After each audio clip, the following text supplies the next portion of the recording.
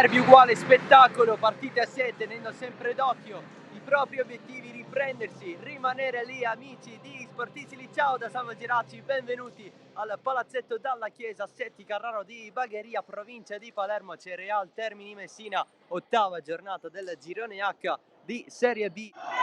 Guarnieri calcia male sugli avversari, alzata morbida invece per il Real Termini. Fuschi al volo con la deviazione da parte di Venuto, il gol di Fuschi, 1-0 Real Termini. A sorpresa a segno il capitano Gianmario Fuschi.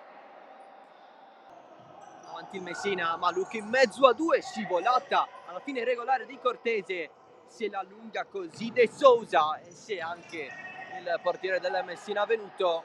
Squadra che però riparte, Guarnieri evitato due avversari e poi la rete molto bella da parte di Everton. Guarnieri 1-1 da parte del Messina, giocata di Guarnieri, la battuta del corner addosso però a Everton. Guarnieri, Maluk, eccolo Guarnieri che sale in fascia, si continua, Guarnieri, il gol del Messina, quello della rimonta nonostante la caduta di Maluk. 2-1. Sarà rimesso laterale per pochissimo, corner, battuta larga, tiro al volo, schiacciato, deviazione, il 3-1 del Messina, il gol segnato da Costanzo. Paesano morbido sempre verso Fuschi, stessa azione del momentaneo 1-0, ancora Venuto in scivolata, fallo del portiere, occhio al cartellino rosso, espulso il portiere del Messina.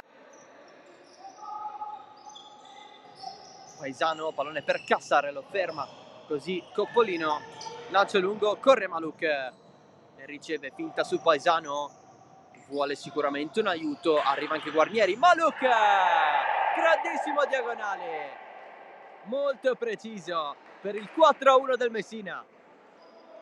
La propria area, tocco di Fuschi dell'aria verso Mantia, ferma Cucinotta, riparte il Messina, cerca di farlo con velocità, Maluk si allarga Cucinotta, Maluk con la punta e doppietta per Morad Maluk. 5-1 per il Messina. De Sousa, centrale Fiumara, poi De Sousa finisce giù, altro cartellino per De Luca, espulsione.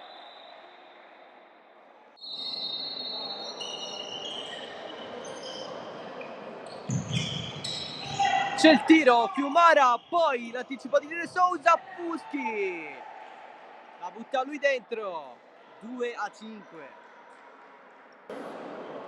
Entrambe le squadre si salutano in mezzo al campo, il tempo viene lasciato scorrere, finisce così con la vittoria del Messina per 5-2.